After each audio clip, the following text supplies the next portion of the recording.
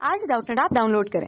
Doubtnut पर अपने सभी गणित, रसायन विज्ञान, भौतिक विज्ञान और जीव विज्ञान के डाउट्स का करो सफाया। बस प्रश्न की फोटो खींचो, एक ही प्रश्न को क्रॉप करो और तुरंत वीडियो सोल्यूशन पाओ। अभी डाउनलोड करें।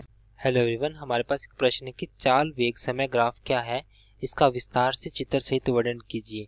हमें बताना है कि जो वेग समय ग्राफ होता है ये क्या होता है। तो वेग समय ग्राफ हमारे पास अगर हम बात करें कि ये हमारे पास समय और उसका वेग या चाल या वेलोसिटी के बीच में हमारे पास एक ग्राफ होता है।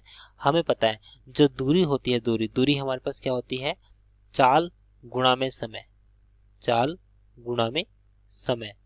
तो यहाँ से हमारे पास अगर हम चाल की बात करें तो चाल हमारे पास क्या आ जाएगी, चाल हमारे पास आ जाएगा दूरी बटे में समय, दूरी बटे में समय। तो यहाँ से हम इस ग्राफ का महत्व समझते हैं कि हमारे पास जिस ग्राफ होता है इसका महत्व क्या होता है। यदि हम इसमें ग्राफ को बनाए, मान लीजिए हमारे पास एक ग्राफ है जहाँ पर y अक्ष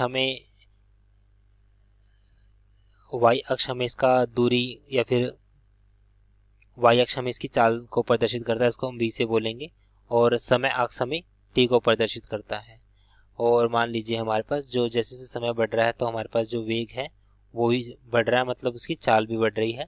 तो यहाँ से हमने पाया इसके दो बिंदुओं पर अगर हम देखें, मान लीजिए जब समय हमारे पास t1 था, जब समय हमारे पास t1 था तो इसका वेग था v1। और इसी प्रकार से हम एक दूसरे बिंदु को देखते हैं, जब इसका वेग कितना हुआ v2 और इसका समय हमारे पास कितना हो गया t2, समय हमारे पास कितना हो गया t2। तो दोनों ग्राफ से, अब इस ग्राफ से अगर हमें यहाँ से ग्राफ दिया है तो हम यहाँ से इसका जो इसका वेग है, जो इसका औसत वेग है, इस औसत वेग को ज्ञात कर सकते हैं। औसत वेग हमारे पास कैसे निकलेगा इस तरीके से, तो औसत वेग ज्ञात करने के लिए हम क्या करते हैं, अगर हम इसका औसत वेग ज्ञात करना है इस ग्राफ से, औसत वेग, तो हमारे पास वो हो जाएगा v1 जमा में v2 बटे में 2। इस प्रकार से हमने इसका औसत वेग ज्ञात कर लिया। और इसी ग्राफ की सहायता से हम इसका त्वरण भी ज्ञात कर सकते हैं। त्वरण हमारे पास क्या होता है कि उसके वेग में परिवर्तन की दर, वेग में परिवर्तन की दर, वेग में परिवर्तन की दर। तो वेग में परिवर्तन की दर क्या होगी हमारे पास, यहाँ से हमारे पास होगी v2 माइनस v1 बटे में t2 माइनस t1, जो किसके बराबर होगी, इसके त्वरण की। तो त्वरण हमारे पास ये आएगा, त्वरण हमारे पास ये आएगा। तो मतलब इस ग्राफ की सहायता से हम त्वरण भी निकाल सकते हैं। और तीसरी चीज सबसे इंपॉर्टेंट जो हमारे पास होती है दूरी। अगर हमें कोई ग्राफ दिया हुआ है तो उससे हम दूरी भी निकाल सकते हैं। कैसे, अक्षेत्रफल निकालकर, ग्राफ का अक्षेत्रफल निकालकर, वीटी ग्राफ का अक्षेत्रफल निकाल के हम उसके द्वारा उससे दूरी भी ज्ञात कर सकते हैं।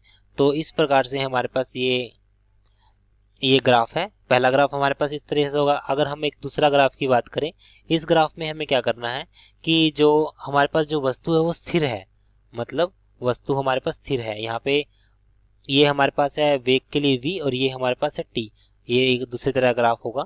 अब इस ग्राफ में हमारे पास जो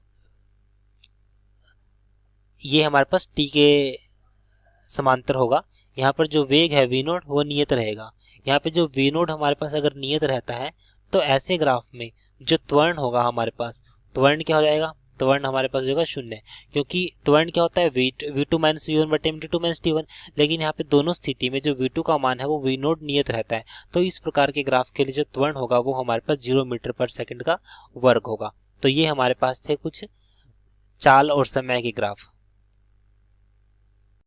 कक्षा 6 से 12वीं से लेकर नीट, IIT, JEE वो एडवांस के लेवल तक 1 करोड़ से ज्यादा छात्रों का भरोसा। आज ही डाउनलोड करें डाउटनेट ऐप या व्हाट्सएप करें अपने सारे डाउट्स 8400 400 400 पर।